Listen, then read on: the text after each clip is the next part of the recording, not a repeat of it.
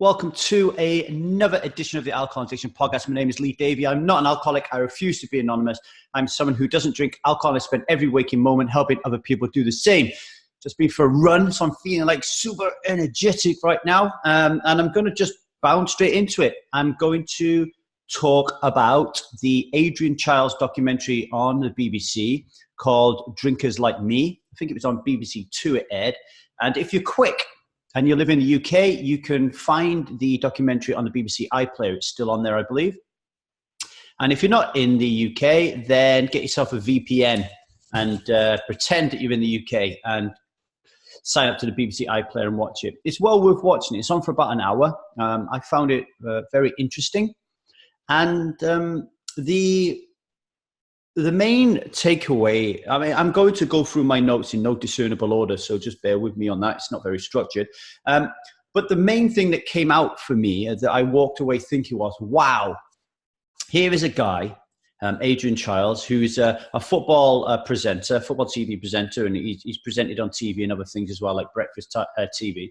Here is a guy who has gone through his life, I don't know, he's in his 40s or his 50s, not realizing that all this alcohol that he's been pounding down his gut, right, is not really been causing him an issue. It's like there's nothing wrong with it. It's like normal. He's just living a normal life. And now he decides that, I assume that he started thinking about alcohol and how much he was drinking before he did the documentary. But what you see throughout the documentary is this harrowing internal conflict of a very intelligent man who's been faced with all the medical and psychological and biological facts about the dangers of drinking a powerful poison for decades and decades and decades. And he still can't stop drinking, right? Now, I don't know if Adrian Chiles is drinking or not today. We're going to try and get him on the podcast, so we'll find out. But at the end of the documentary, he still was drinking alcohol. He wasn't drinking as much as he was before, but he was still drinking alcohol. And he just couldn't stop. And you could see that he was really, really struggling with this, like in a huge paradigm shift, kind of like monumental worldview way. All right. This wasn't a guy who was just like addicted to cocaine and he was going to try and get off it. This was a guy who alcohol had seeped into every single cell of his body, every single piece of cement in his house, in his life. It was everywhere and he couldn't entangle himself with it. And that what I found was fantastic. So please watch it. And it was good that he did it because it allowed the British public to see that this problem we have in alcohol is really, really pervasive. But at the same time, and I'll talk about this as I go through my notes, there was also a lot of protection around why we drink alcohol embedded within the documentary and through the conversations of the people who were drinking and his choice of people. I would have loved to have been on that documentary. I was trying to climb into the TV to say, no, Adrian, you need to think of it like this way, or you need to do this, or this is wrong, or that is wrong. So I guess this is my two pennies worth on that now. One of the things, there was a conversation he was having with one of his friends in the kitchen during the documentary. They were both drinking. His friend was a huge drinker. And his friend, who was a huge drinker, had a whole maelstrom of health problems, which alcohol definitely was exacerbating, if not causing. And this guy said, look, Adrian, we're addicted without being alcoholics. We are addicted to alcohol without being alcoholics. Because Adrian said to him, could you stop drinking? Could you actually come below 14 units a week? And this guy said no. And I think Adrian said, well, it's because we're addicted. You're addicted, right? And he said, yeah, well, I'm addicted without being an alcoholic. Now, I want to raise that here. And I've underlined the word alcoholic on my notes here because the whole documentary got it wrong for me in a way that it was searching for the true definition of what an alcoholic is. They were trying to separate or find a clear divide between an alcoholic and somebody who's not an alcoholic. So I guess what they were trying to find out was, when does drinking too much become a problem? Okay, that's what they were trying to find out. And to me, they shouldn't have been asking the what is an alcoholic? They shouldn't have been asking that question. What they should have been asking more of is, why are we drinking so much in our culture? And they didn't cover that enough, you know. And for example, Adrian says, I don't know why I need it. Okay, so why he needs it, that should have been more of the question, the deep, meaningful question. That's what he should have gone looking for.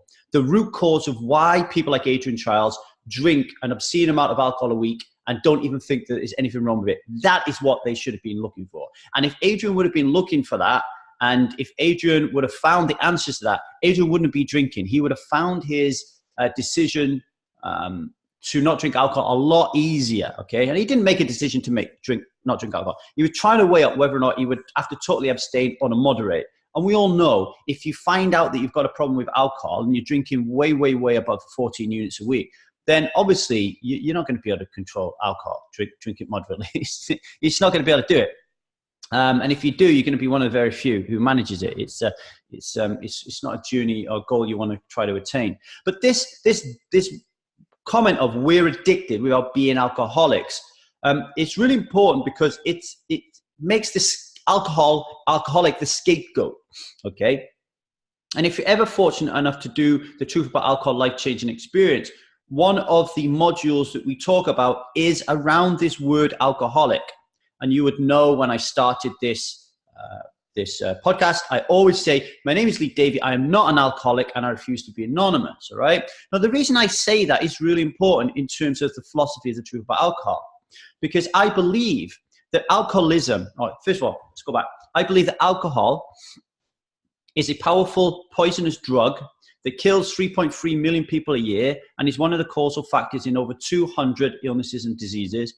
And an article in The Lancet recently said that the lower limit of alcohol that you can consume healthfully is 0. All right. So even the medical establishment is now getting their heads around telling people, don't drink alcohol. Okay. Alcoholism, all right, I believe, is an invisible, violent, and dominant belief system. Okay. That allows us and supports the drinking of alcohol. All right. Now let's pick that through. It's a violent belief system because 3.3 million people a year die, and it's a causal factor in over 200 illnesses and diseases. And if you go down to your town center on a Saturday night, you'll see how violent it is, right? If it wasn't violent, you wouldn't need bouncers on every single door of every single club in every single city up and down the country here in the UK, right?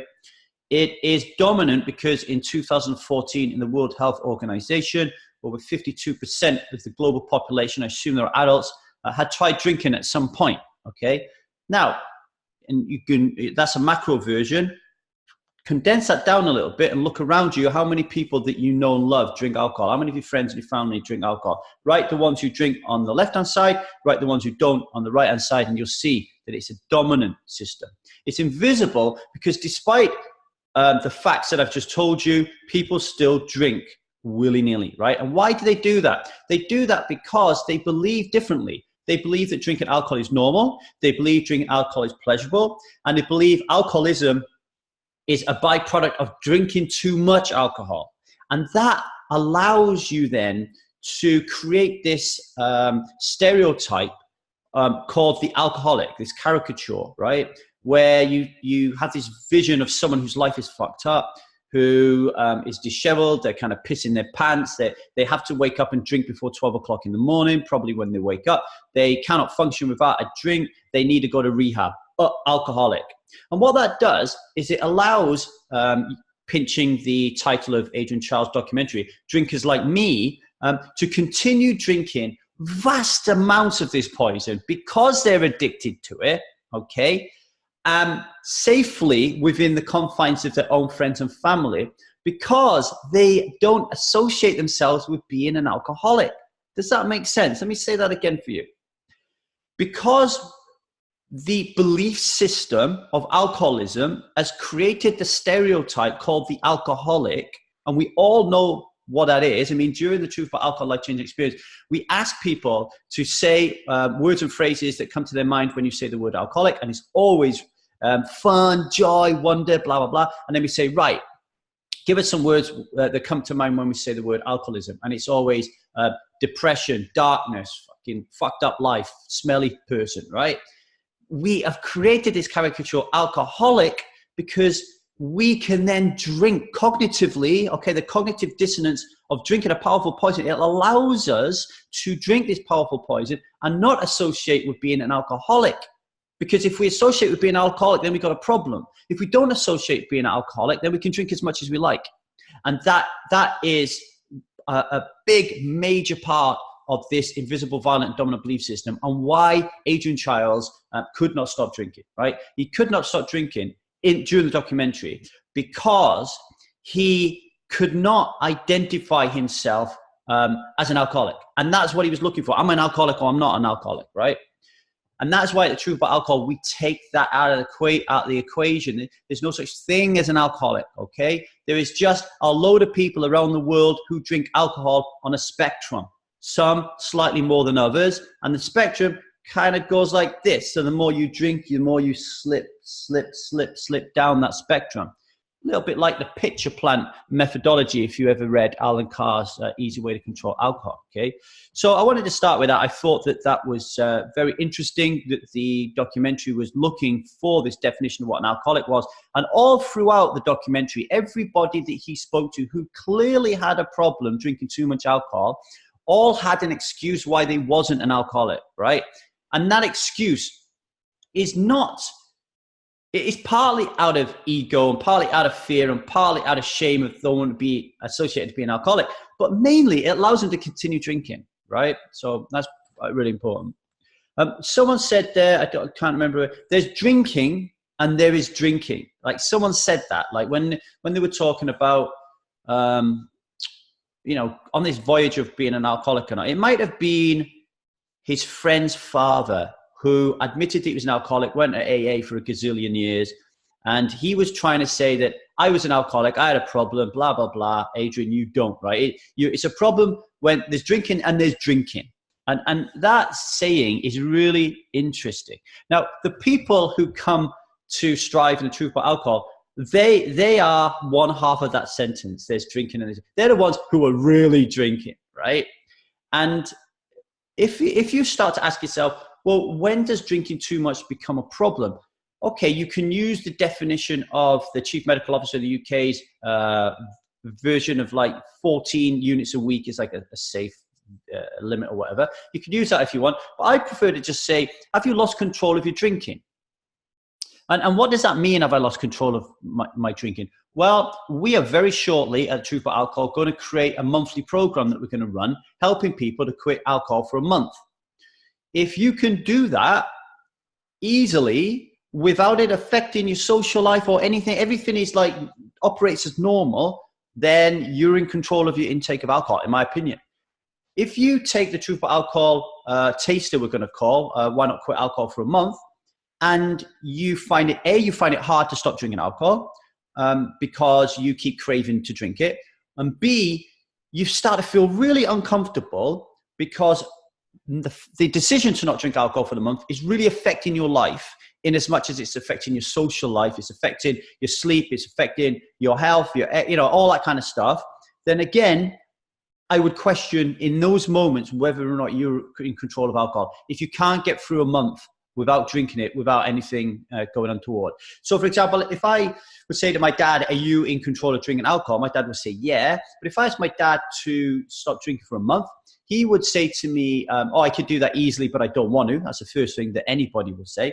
And then if he did give it a go, he would start to say to me that life, I know what he would say. He would say life is boring. Life is boring without drinking alcohol. I need to go back and drink alcohol. And in that moment, I would just say, well, you're not in control of alcohol. The resistance, the addiction is telling you that you need to drink because life's boring. I mean, that is not true. Okay, so there's drinking and there's drinking. So what about the other side of that equation? You know, the old granny who can drink a port every Christmas, or your friend who comes out and they can take it or leave it. There's this belief, and a lot of people like to make this a biological thing. Well, I have an addictive personality and my friend doesn't have an addictive personality, right? I mean, this come up on the forum the other day. I think it was Glynis that mentioned it during her homework, you know. And what I said to Glynis was, how do we know what goes on in other people's lives, for example? So let's say the person is only drinking 1 Bailey's a month. So you look at them and go, well, that person's got their shit together. I must have an addictive gene in my brain. Now, what if they went home and all they did every night was binge watch Netflix? And that's all they ever did, and they couldn't stop it. Or maybe when you're not looking at them, all they're doing is looking at pornography. Or maybe they're just looking at Instagram all the time. That's all they do. Maybe, like me, they just work all the time, right? Well, all those things that they're doing, if you follow Gabor Mate's school of thought about addiction is, okay, if it's kind of like harmful to them, or they can't stop, and it's having negative aspects in their life, which are all those things I just spoke to you would have, then surely they're addicted as well. So maybe they have an addictive gene as well. But if they do have an addictive gene, then why aren't they drinking a load of alcohol?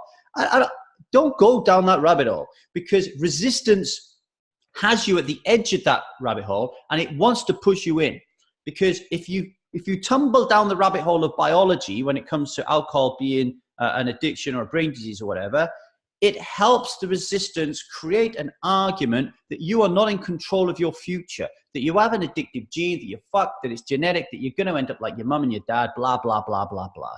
That is not what we're about at The Truth About Alcohol, okay? And The Truth About Alcohol, we want to take control. So what I would say is, in this, there's drinking and there's drinking, is the people you see who don't drink a lot, the reason they're not drinking a lot is because they see the issue more clearly than you do.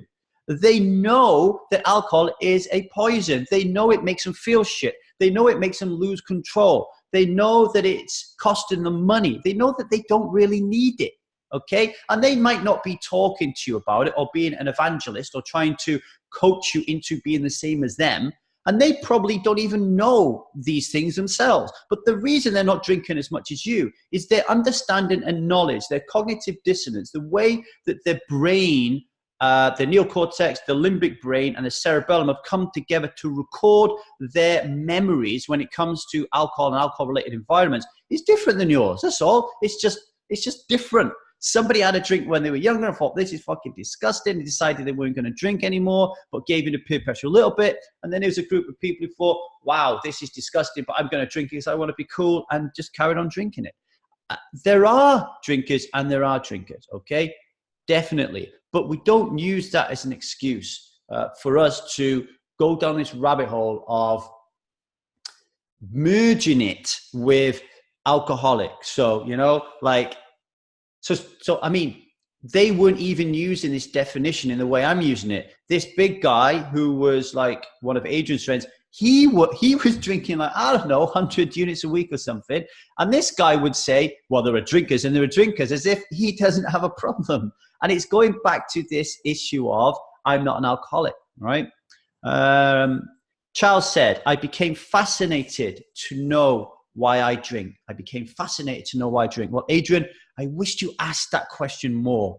That's what this documentary was missing for me, to really get down to, why am I drinking? I don't think you kind of touched that.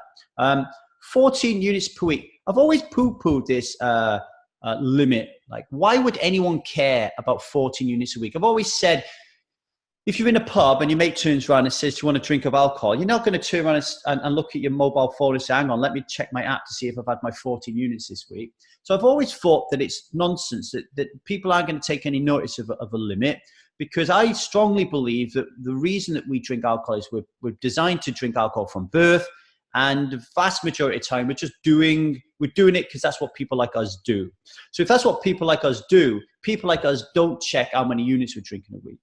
However, Adrian Chiles has got me to change my mind a little bit, because I could see how this app was clearly showing Adrian that he was drinking far too much. And when he was making a lot of effort to reduce his intake, and he was checking his app. He could still see that he was drinking far too much.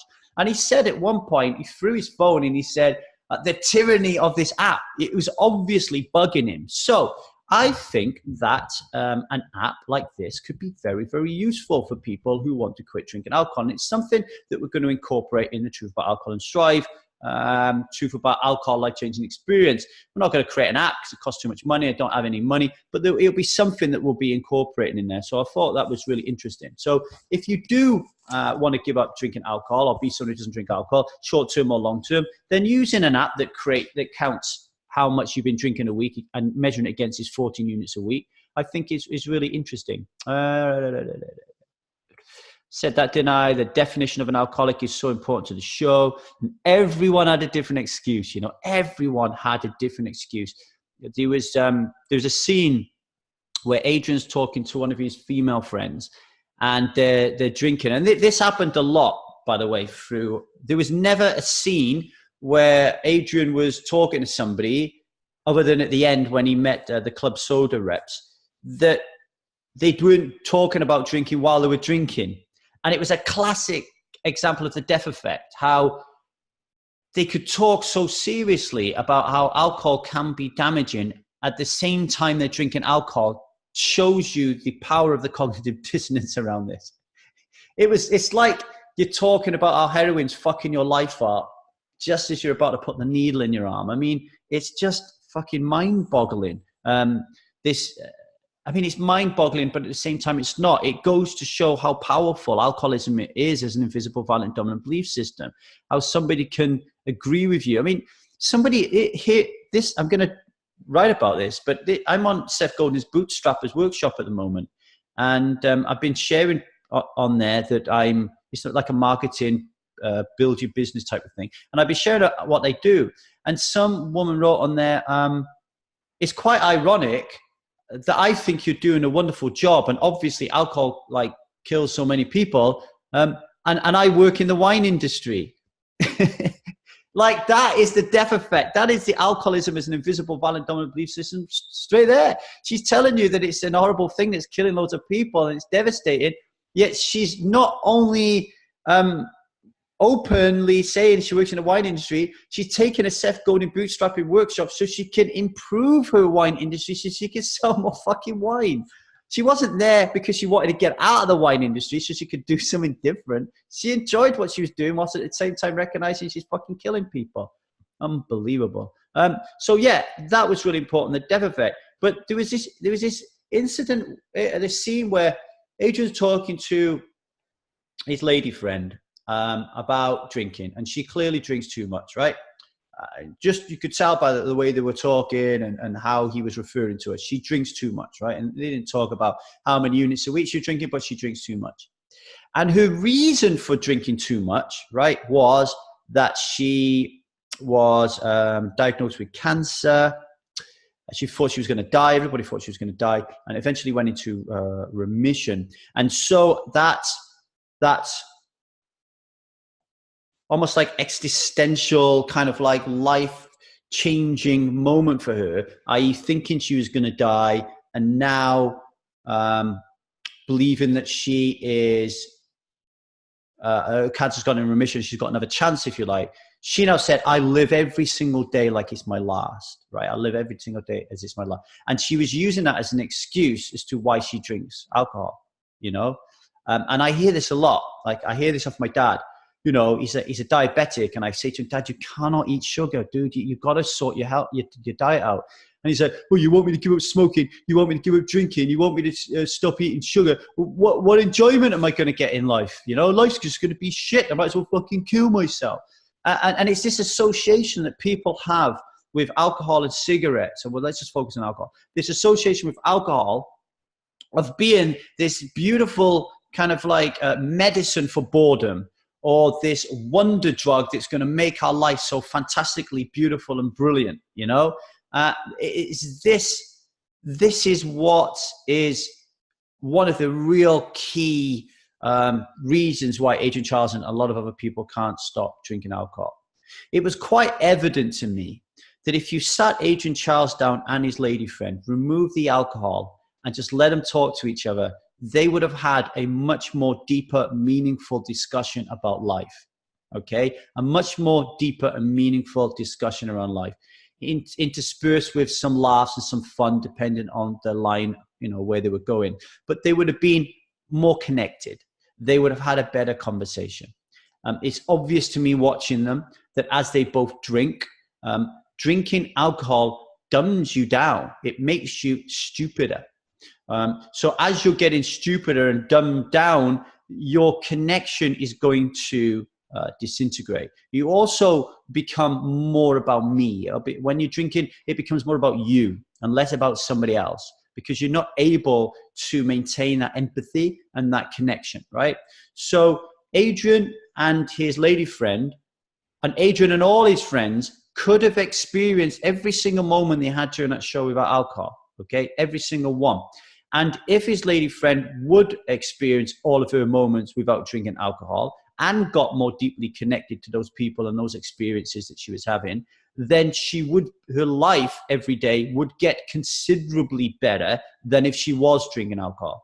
There's no doubt about it. Like, if you are not putting a powerful poison in your body, which is destroying every fucking one of your senses, right? Which is dumbing you down, making you stupid, making you behave in ways that you wouldn't ordinarily behave, basically taking you further away from who you really are. How on earth is that going to end up with you having a better experience? Like, it's just not going to happen, okay? So for me, that was a real strong scene where you've got somebody who is saying, I nearly died of cancer, so I am going to spend every moment pretending it's my last, and I'm going to drink this poison. That right there is, come on, you've got to say to yourself, is there rationality behind that? Like, wouldn't you, if you were living every day as your last, wouldn't you really want to kind of keep yourself like healthy? Wouldn't you want to like be more connected with people? Wouldn't you want to be with your friends and family, corpus mentis, not actually drunk? And if you actually were to question 7.5 billion people and tell them that you only had one day to live, what would you do? I don't think the vast majority of them say I want to go out and get drunk. I think that is a lie that we tell ourselves. That's the resistance talking. I think most of us would want to gather our family together, and we would want to spend that day connecting, loving, hugging, kissing our family. I don't think we would want to spend it getting fucked off our tits, blacking out, and then not remembering half of the last day on earth. So I thought that was important to mention there. They were talking a lot there about, I think it was when Adrian was having a conversation with his doctor, and Adrian was saying how drinkers drink to quell anxiety, and how Adrian suffered from anxiety and thought that drinking alcohol quells anxiety. It doesn't. Alcohol makes you anxious. That is the beauty of the drug of alcohol. That's why it's so poisonous. Yeah, that's why it's so effective.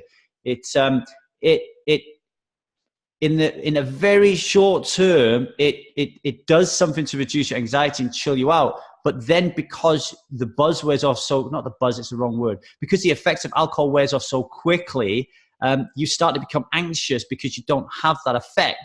So you need to drink more alcohol. So alcohol actually creates anxiety. It doesn't help quell your anxiety. The other thing that was never mentioned, which was really obvious to me when Adrian was saying he didn't have a problem, as someone who doesn't drink alcohol, for example, I could tell straight away just by looking at Adrian's face. Sorry, Adrian, if you're listening to this, I think you're a beautiful man and all that. But you could tell by looking at your face, it was puffy, it was swollen, and it didn't look like a healthy face. Contrast that actually with the face of Frank Skinner, and it wasn't puffy, was it? It was lean. You could see his jawline.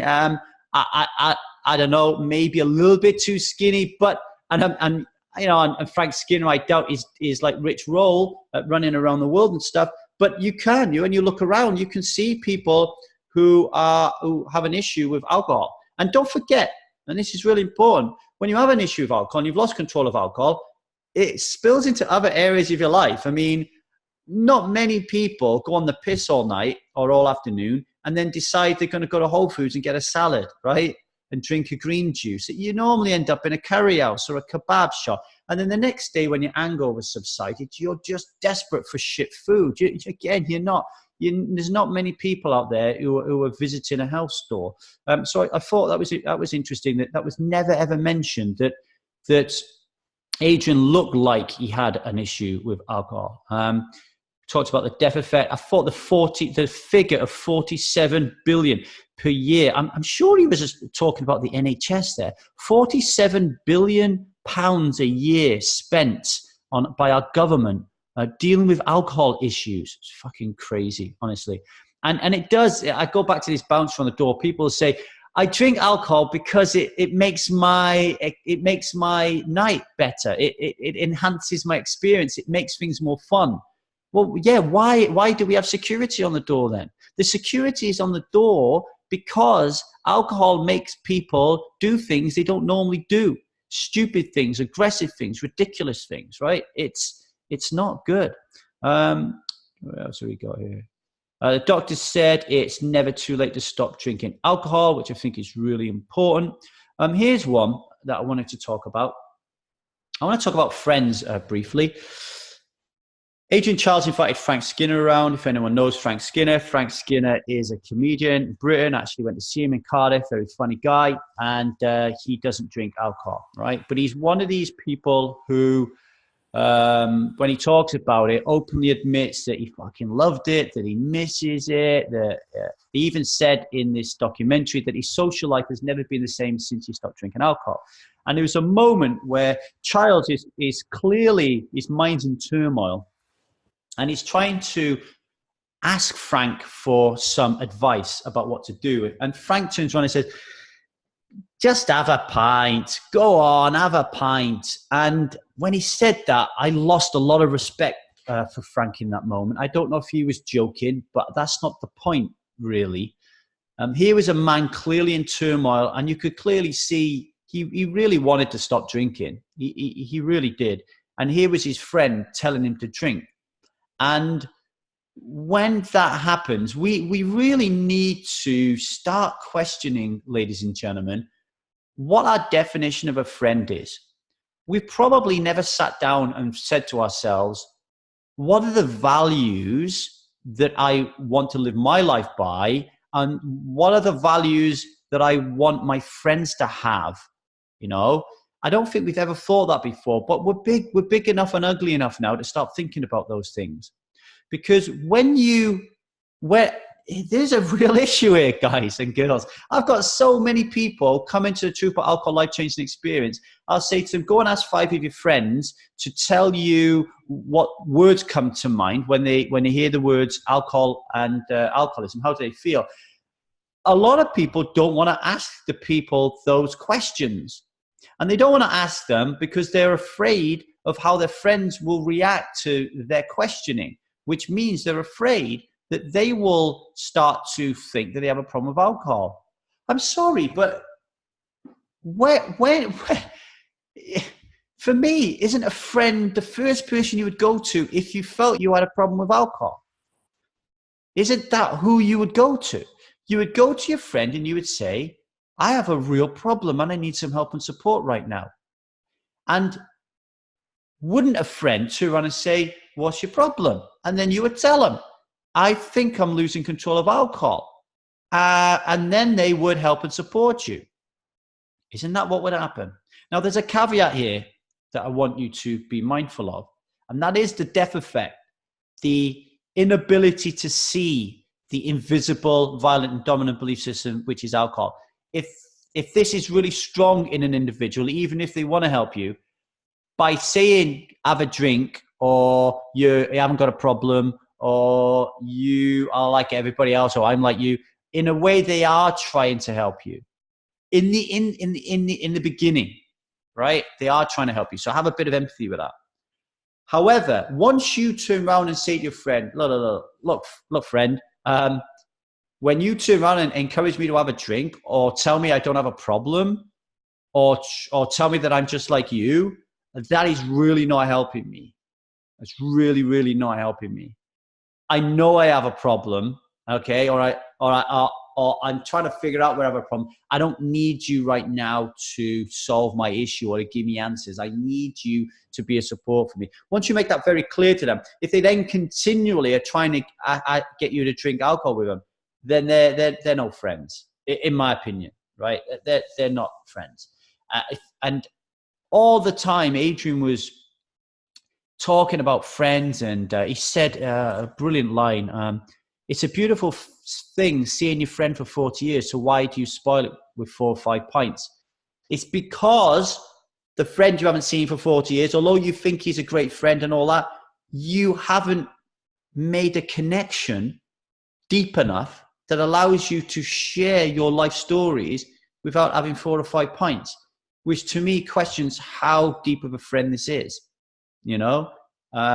There's a lot of work here as well, personal work, that you need to do yourself in allowing you to be more vulnerable to share, which is one of the things we do on Truth About Alcohol. It's why Strive exists. If you, like Clint just checked in for 30 days, I'm sure the Clint of 30 days ago wasn't as vulnerable and willing to share as he is 30 days later, for example. So there is that part of it. But if we're surrounded by friends who continually drink all the time, who try to tell us that we don't have a problem, who try to force alcohol on us when we're in our darkest hour, and who are not willing to do non-alcohol stuff with us, then I'm sorry, but fuck off. You're not friends. I'll go and find some other friends. And this fear of not being able to be someone who doesn't drink alcohol because I'm going to lose all my friends, whilst it seems rational and logical, and it is rational and logical to have that fear, it is a fear you don't want, folks, because you are telling your subconscious mind that if you become somebody who doesn't drink alcohol, you're going to be a lonely fucker. And your subconscious mind will tell your resistance to help him prevent you from being somebody who doesn't drink alcohol, because why would you want to be lonely? It is inherent in all of us that we form part of a tribe or a community, okay? One of the biggest problems we have as human beings, not just with our friends, but with our job, within where we live, in life in general, is when we think about change, we think about change from a base of where we are right now. These are the friends I have right now. This is the job I have right now. This is, I live in Cardiff right now. Pardon me. Why don't we think differently? Why don't we think, forget everything I've got and everything that I've had. What do I want? What do I want my life to be like? What do I want my friends to be like? What do I want my spouse to be like? What do I want my kids to be like? What do I want me to be like physically, healthy, philosophically, biologically, psychologically? Where do I want to work? Where do I want to live? How do I want to serve?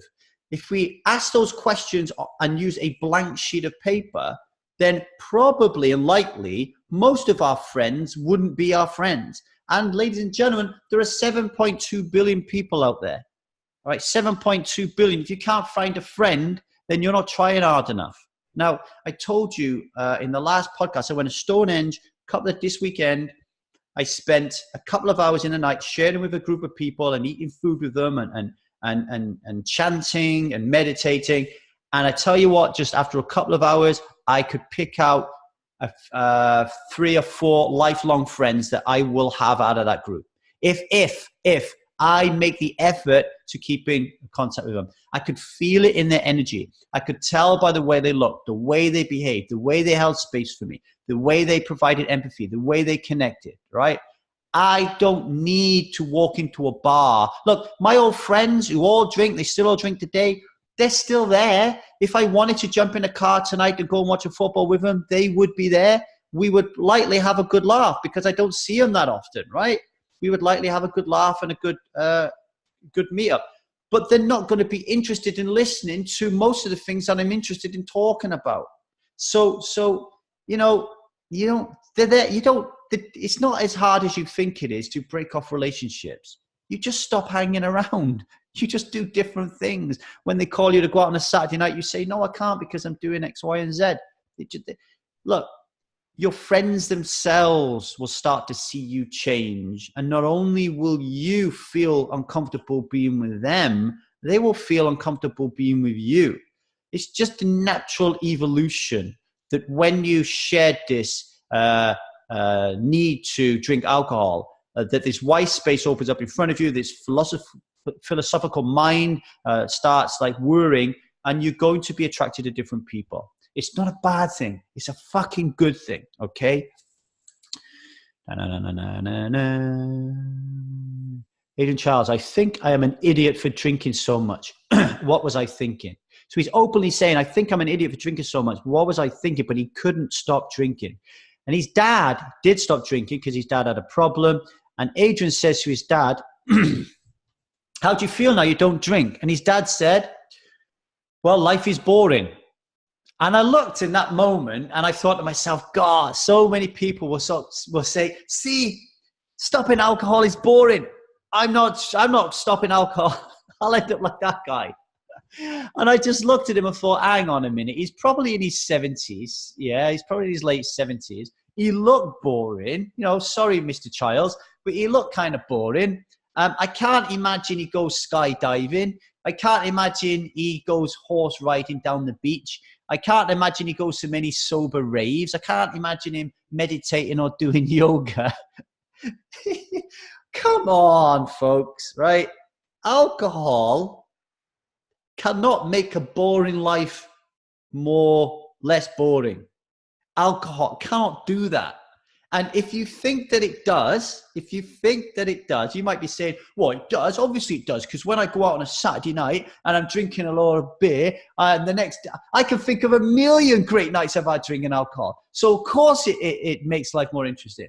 Okay, lock yourself in the downstairs toilet on the weekend with 3 bottles of wine, no paper, no pen, no phone, no nothing. No one's allowed to speak to you. The only thing you're allowed to do is flush the chain, right? Or you can have a notepad and a pen, but the only thing you're allowed to write down is recording how you're changing in biology and psychologically, what you're thinking, how you're feeling as you're drinking the alcohol, okay? And you let me know by the end of the night whether or not drinking that wine made your evening better than what it was. And then what we could do, we could start introducing different things into the toilet. We'll put a jukebox in there for you.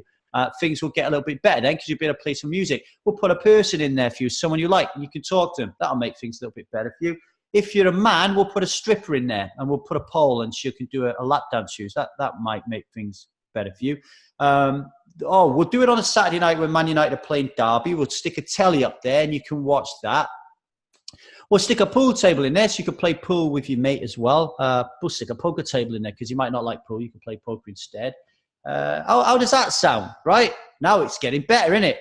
Well, let's take away the jukebox.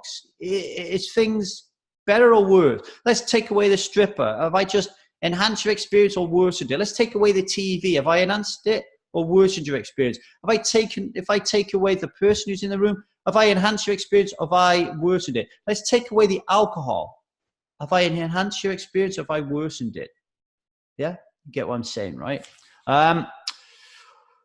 Why does drinking make a difference? This is the one that Adrian Chiles kept saying. Why does drinking make a difference? Drinking makes a difference, Adrian, because we've been programmed to drink alcohol from birth. What does that mean? From birth, our neocortex has spoken to our limbic brain. So our neocortex has gathered in information from our 5 senses related to our environment and what we see people do and how they behave. And that then, that knowledge and that information is then passed on to our limbic system. And our limbic system then creates an experience by giving you the associated chemicals. So if you believe as a child that drinking alcohol is all cool and groovy because you see adults doing it and you see all these pubs that you're not allowed into and all these restaurants when everyone's drinking very elegant wines, then by the time it comes like a teenage years where you're brave enough to like dip into the your dad's drinking cabinet or go to the pub for the first time or have your first booze that you've stolen from somebody, you're going to feel this heightened sense of tension, this excitement, this risk, this kind of like vibe that you're doing something wrong that you shouldn't do, that all teenagers kind of hate and love at the same time. And the limbic system is going to fill that body with that rush whilst at the same time you're having this drink of alcohol. And together the cerebellum locks that in to a memory that is going to be rolled out time and time and time again. So every time you go into a pub, every time you're with your friends, every time you're at a restaurant, every time there's a wedding, every time there's a funeral, every time it's a birthday, you think alcohol. And when you think alcohol, the chemical reaction to that, neurochemical reaction, is screaming for you to have a drink of alcohol. So when you turn around and say, why does drinking make a difference? That is why drinking makes a difference. Because our society, our worldview, this invisible, violent, and dominant belief system, which is alcoholism, has created a human being that is addicted to drinking alcohol. That is why it makes a difference, because it is one of the top 5 most powerful drugs in the world, Adrian. So the reason it makes a difference is because of that, okay? I wish I could be released from it. Now, a lot of people wish they could be released for it, but do they really want to be released for it? I would say, looking at Adrian, that is his biggest issue. I hope he's got over it. I hope he's not drinking right now. But here's one of the biggest fallacies, and something that we need to deal with if you want to be someone who doesn't drink alcohol. People come and think they want to quit drinking. They want to be someone who doesn't drink alcohol, but they're not really understanding the sacrifice that they're making. They're not really getting the true understanding of how much value they perceive alcohol is providing in their life. If he really wanted to be released from this, if you look at the documentary, okay, and you think about how his life would change, particularly around his social scene and his job, I guess, and all that kind of stuff, is he really willing to sacrifice that? I think that's where his biggest turmoil came from. He knew that it was fucking up his liver, because the doctor told him when they did a scan, and that is never enough. Unless the doctor says you've got 1 week to live, knowing that your liver's packing up is never going to be enough for someone to drink alcohol. He was scared of losing his mates. He was scared of how his life would be without alcohol. So when you say, I wish I could be released for it, no, he doesn't wish he could be released for it. In that moment, he wishes he could drink and control the drink. And that is what will stop him from being someone who doesn't drink, okay?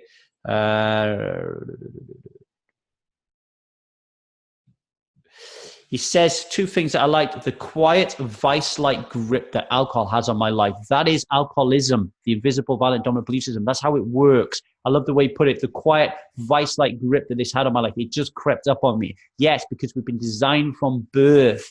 And it's not until we get into our 40s or 50s when our mortality starts to come into our horizon, and we start to feel it, really fucking feel it. I said to my dad the other day, how's life, Dad? He's like, when I have a drink, I'm starting to feel it. Yeah. Well, because now you can feel it. Now we start to question it. But by the time we question it, we're fucked, because it's had this quiet, vice-like grip since we've been born. And he also says that alcohol is the only drug in the world that we have to apologize for not taking. Okay? I thought that was really interesting as well. So there are my views on it. Please watch it. Drinkers Like Me, Adrian Chiles, on the BBC iPlayer. I wish I could get Adrian Chiles to take our Truth About Alcohol Life-Changing Experience. I'm sure we could help him be someone who doesn't drink alcohol permanently and live a wonderful life because of that. If you want to get on board with that, we are running another group on Sunday. That will be Sunday the 30th. We have 2 seats available in that experience. Just to let you know what that's about, it's a 2-month experience where you'll be doing homework every day, guided by a moderator. You'll be working in a group of 5 people. Every 2 weeks, you'll have a live online session that you can question and answer session, which you can join in with. There will be a video that I will be releasing to you every day, where we will be helping you see the truth about alcohol and to raise awareness of that truth within your neurological connections in your brain, to help you to understand that alcoholism is an invisible, violent, dominant belief system, and that alcohol offers 0 value. So you can become someone who doesn't drink alcohol permanently. If you're interested in taking that, email me at thetruthaboutalcohol@gmail.com. The price is £400, okay? Price is £400. Seems a lot, but it's nothing really when you think about the effects that it's going to have on your life and how much money you're going to save by not drinking alcohol. If you're financially having a problem or you need a payment plan or anything, again, put that in the email to thetruthaboutalcohol@gmail.com. Hopefully we will see you on Sunday. One last thing. On Friday, just get my little calendar up. On Friday, the 28th at 8:30, I will be doing a live webinar. I'll be doing a live webinar 8:30 on Friday. If you're interested in that, I'm going to be talking about some of the things I've been speaking about today in a little bit more detail, trying to help people see how you can become somebody who doesn't drink alcohol permanently without craving. I'm going to be talking about that and answering some questions on Friday at 8:30. British time. If you want to be a part of that, then go along to www.thetruthaboutalcohol.co.uk and sign up there, and I will send you some details. Thanks for listening.